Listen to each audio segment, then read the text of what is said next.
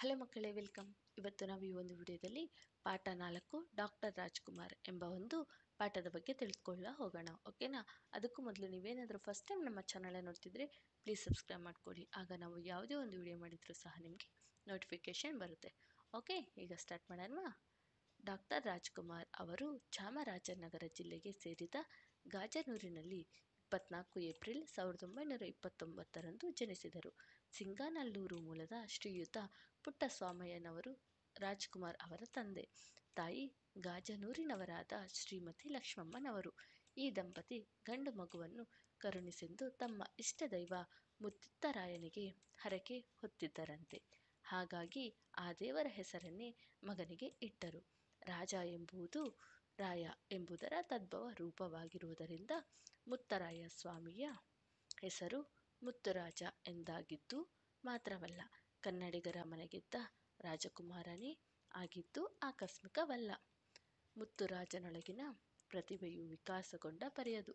ಮಳೆಯಿಲ್ಲದೆ ಕಂಗೆಟ್ಟಿದ್ದ ನೆಲಕ್ಕೆ ಸ್ವಾತಿಯ ಮಳೆ ಸುರಿದು ತಂಪೆರೆಯುವ ತೆರದಿ ಜೋರು ಮಳೆ ಸುರಿಯುವಾಗ ಹುಟ್ಟಿದ ಮುತ್ತುರಾಜರ ಜನನದಿಂದ ಮನೆ ಮಂದಿಯೆಲ್ಲ ಸಂಭ್ರಮ ಪಟ್ಟರು. ಬಾಲ್ಯದಲ್ಲಿಯೇ ಮುತ್ತುರಾಜರಿಗೆ ಬಡವರ ಕಷ್ಟ ಕಂಡು ಮರುಗುವ ಗುಣವಿತ್ತು. ಶಾಲೆಯಲ್ಲಿ ಕೂತಿದ್ದರೂ ಅವರ ಮನಸ್ಸು ಬಡತನ, ಹಸಿವು, ಕಷ್ಟಗಳತ್ತ ಹೊರಳುತ್ತಿತ್ತು. ಇದರೊಂದಿಗೆ ಹಳ್ಳಿಗಾಡಿನ ಸುಪ್ರಸನ್ನತೆ, ಸುಂದರ ಪರಿಸರ, ಮುಗ್ಧ ಜನರ ಆಚಾರ ವಿಚಾರಗಳು, ಹಳ್ಳ ಕೊಳ್ಳ, ಕಾಡು ಮುಂತಾದವೆಲ್ಲ ಮುತ್ತುರಾಜರ ಭಾವಲೋಕವನ್ನು ಹಿಗ್ಗಿಸುತ್ತಿತ್ತು. ಶಾಲೆಯಲ್ಲಿ ಕಲಿತಿದ್ದು 3ನೇ ತರಗತಿಯವರೆಗೆ ಮಾತ್ರವಾದರೂ ಆ ವಯಸ್ಸಿನಿಂದಲೇ ಆದ ಲೋಕಾನುಭವ ಶಿಕ್ಷಣದ ಪಾತ್ರ ಇವರ ವ್ಯಕ್ತಿತ್ವವನ್ನು ರೂಪಿಸಿತು. ಇವರ ತಂದೆ ಪುಟ್ಟಸ್ವಾಮಯ್ಯನವರು ಅದ್ಭುತ ರಂಗ ಕಲಾವಿದರಾಗಿದ್ದರು. ಸೋದರ ಮಾವಂದಿರು ಸೊಗಸಾದ ಗಾಯಕರಾಗಿದ್ದರು.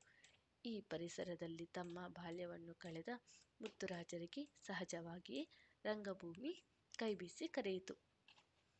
ಮುತ್ತುರಾಜ ಅವರು ಬಾಲನಟನಾಗಿ ಕಲಾ ಪ್ರಪಂಚಕ್ಕೆ ಕಾಲಿಟ್ಟರು. ಗುಬ್ಬಿ ವೀರಣ್ಣನವರ ನಾಟಕ ಕಂಪನಿಯಲ್ಲಿ ಮೊದಮೊದಲು ಸಖಿ, ಸೇವಕಿಯಂತಹ ಸಣ್ಣ ಪುಟ್ಟ ಪಾತ್ರಗಳನ್ನು ಮಾಡಬೇಕಾಯಿತು.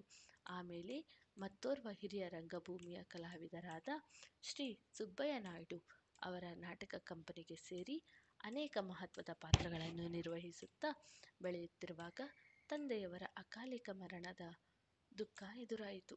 ಇಡೀ ಕುಟುಂಬವನ್ನು ಕಾಪಾಡಬೇಕಾದ ಜವಾಬ್ದಾರಿಯನ್ನು ಆತ್ಮವಿಶ್ವಾಸದಿಂದ ಎದುರಿಸಿದ ಮುತ್ತುರಾಜರು ಈ ಅನುಭವ ಮತ್ತು ಅಭಿನಯ ಎರಡರಿಂದಲೂ ಮಾಗುತ್ತಾ ಸಾಗಿದರು.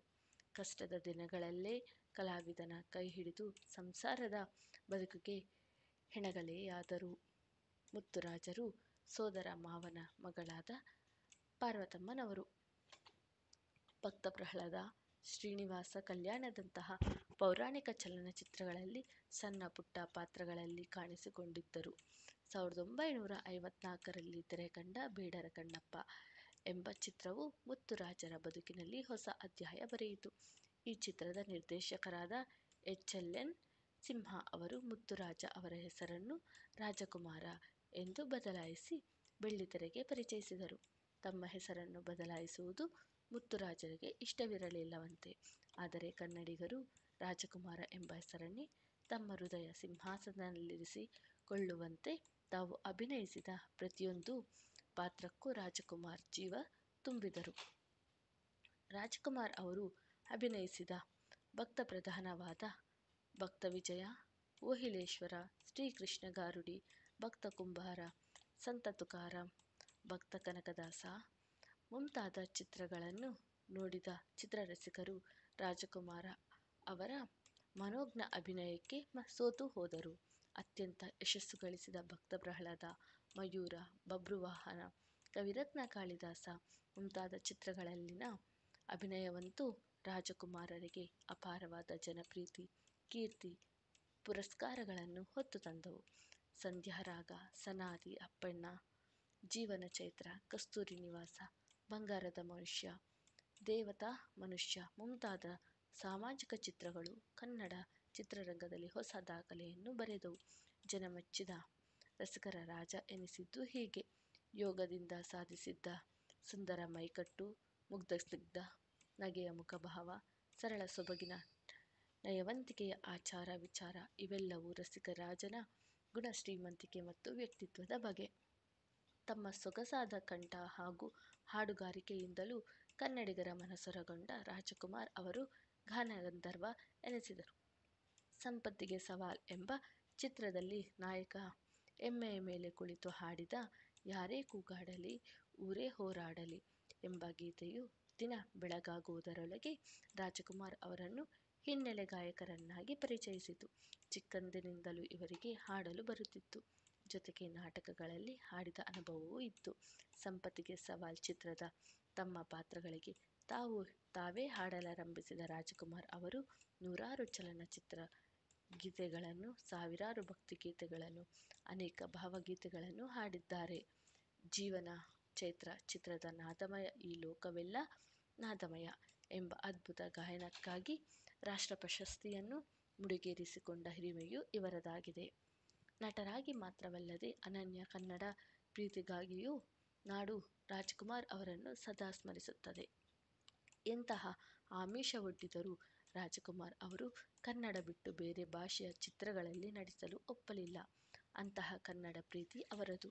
ಕರ್ನಾಟಕದಲ್ಲಿ ಕನ್ನಡ ಭಾಷೆಗೆ ಆದ್ಯತೆ ಮಾನ್ಯತೆಗಳು ದೊರಕಬೇಕೆಂಬುದು ಸಂಕಲ್ಪದಿಂದಾರಂಭಿಸಿದ ಗೋಕಾಕ್ ಚಳವಳಿಗೆ ಧುಮುಕಿದ ರಾಜಕುಮಾರ್ ಅವರು ಕನ್ನಡಿಗರ ಭಾವನೆಯ ಸ್ವರೂಪದ ಪ್ರತಿರೂಪದಂತೆ ಕಾಣಿಸಿಕೊಂಡು ಕನ್ನಡದ ಹೋರಾಟಕ್ಕೆ ಬಲ ತಂದರು. ತಾವು ಅಭಿನಯಿಸಿದ ಎಲ್ಲ ಪಾತ್ರಗಳು ಆಡುವ ಸರಳ ಸೊಗಸಾದ ಕನ್ನಡದ ನುಡಿಗಳಿಂದ ಅವರು ಕನ್ನಡಿಗರ ಎದೆಗಳಲ್ಲಿ ಸವಿಗನ್ನಡದ ಕಂಪು ತುಂಬಿದ್ದನ್ನು ನಾವು ಎಂದಿಗೂ ಮರೆಯುವಂತಿಲ್ಲ. ಅಶಕ್ತ ಕಲಾವಿದರ ನೆರವಿಗಾಗಿ ರಾಜಕುಮಾರ್ ಅವರು ಅನೇಕ ರಸಸಂಜೆ ಕಾರ್ಯಕ್ರಮಗಳನ್ನು ನಡೆಸಿ ನೆರವಿಗೆ ಬಂದಿದ್ದಾರೆ. ಬಡತನದಲ್ಲಿ ಬೆಳೆದು ಬಂದ ಅವರಿಗೆ ಹಸಿವಿನ ಅನ್ನದ ಬೆಲೆ ಚೆನ್ನಾಗಿ ತಿಳಿದಿತ್ತು. ಲೆಕ್ಕವಿಲ್ಲದಷ್ಟು ಸಹ ಕಲಾವಿದರು, ತಂತ್ರಜ್ಞರು, ಚಲನಚಿತ್ರ ಕಾರ್ಮಿಕರು, ಸಂಘ ಸಂಸ್ಥೆಗಳು ರಾಜಕುಮಾರ್ ಅವರಿಂದ ಆರ್ಥಿಕ ನೆರವು ಪಡೆದ ಉದಾಹರಣೆಗಳಿವೆ. ರಾಜಕುಮಾರ್ ಅವರ ಕರುಣಾಮಯಿ ಹೃದಯ ಸಂಪನ್ನತೆಗೆ ಇವು ಕೆಲವು ಉದಾಹರಣೆಗಳು ಮಾತ್ರ. ರಾಜಕುಮಾರರ ಕುಟುಂಬವೇ ಕನ್ನಡ ಚಿತ್ರರಂಗದ ದೊಡ್ಡ ಮನೆಯೆನಿಸಿದೆ.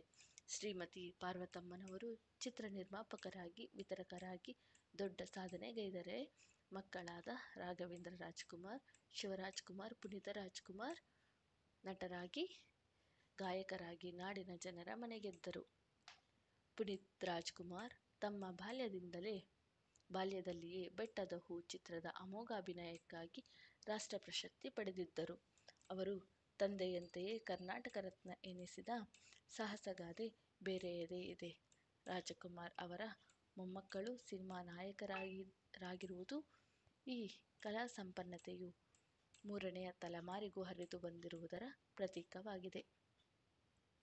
ರಾಜಕುಮಾರ್ ಎಂಬ ಸಂಮೋಹಕ ಪ್ರತಿಭೆಗೆ ಮನಸೋತ ಕನ್ನಡಿಗರು ಅವರನ್ನು ನಟ ಸಾರ್ವಭೌಮ, ಕಲಾಕೌಸ್ತುಭ, ಕಲಾಕೇಸರಿ, ವರನಟ, ರಸಿಕರ ರಾಜ, ಗಾನಗಂಧರ್ವ, ಕನ್ನಡದ ಕಣ್ಮಣಿ ಮುಂತಾದ ವಿಶೇಷಣಗಳಿಂದ ಕರೆದು ಸಂತೋಷಪಟ್ಟರೆ, 1979ರಲ್ಲಿ ಮೈಸೂರು ವಿಶ್ವವಿದ್ಯಾಲಯವು ಗೌರವ ಡಾಕ್ಟರೇಟ್ ಪದವಿ ನೀಡಿ ಪುರಸ್ಕರಿಸಿತು. ಅಂದಿನಿಂದ ಇವರು ಎಲ್ಲರ ಪ್ರೀತಿಯ ಡಾಕ್ಟರ್ ರಾಜ್ಕುಮಾರ್ ಎನಿಸಿದರು. ಕೇಂದ್ರ ಸರ್ಕಾರ ಇವರ ಕಲಾ ಸೇವೆಗೆ ಪದ್ಮವಿಭೂಷಣ ಪ್ರಶಸ್ತಿಯನ್ನಿತ್ತು ಗೌರವಿಸಿತು. ಜೀವಮಾನದ ಸಾಧನೆಗಾಗಿ ಭಾರತ ಸರ್ಕಾರ ಅತ್ಯುಚ್ಚ ಪ್ರಶಸ್ತಿಯಾದ ದಾದಾ ಸಾಹೇಬ್ ಫಾಲ್ಕೆ ಪ್ರಶಸ್ತಿಯೂ ದೊರೆಯಿತು. ಕರ್ನಾಟಕ ಸರ್ಕಾರವು ಕರ್ನಾಟಕ ರತ್ನ ಪ್ರಶಸ್ತಿ ನೀಡಿತು. ಈ ಮೊದಲೇ ಹೇಳಿದಂತೆ ಬಡತನದ ಪರಿಸರದಲ್ಲಿ ಹುಟ್ಟಿದರೂ ಸಾಧನೆಯ ತಪಸ್ಸಿನಲ್ಲಿ ಶ್ರದ್ಧೆ ಇದ್ದರೆ ಯಾವುದೂ ತೊಡಕಲ್ಲವೆಂಬುದಕ್ಕೆ ರಾಜಕುಮಾರ್ ಅವರ ಬದುಕು ದೊಡ್ಡ ಮಾದರಿಯಾಗಿದೆ. ಅದೇ ಬಗೆಯ ಪರಿಸರದಲ್ಲಿ ಹುಟ್ಟಿದ ನಮ್ಮ ನಾಡ ಮಕ್ಕಳಿಗೆ ಅನುಸರಣೀಯವೂ ಆಗಿದೆ. ಇಷ್ಟು ಈ ಒಂದು ಪಾಠ ಆಗಿದೆ ಮಕ್ಕಳೇ. ನಿಮ್ಗೇನಾದರೂ ಈ ಒಂದು ಪಾಠ ಇಷ್ಟ ಆಗಿದ್ರೆ ಪ್ಲೀಸ್ ಲೈಕ್ ಆ್ಯಂಡ್ ಸಬ್ಸ್ಕ್ರೈಬ್ ಮಾಡಿ. Thank you for watching the video. Thank you.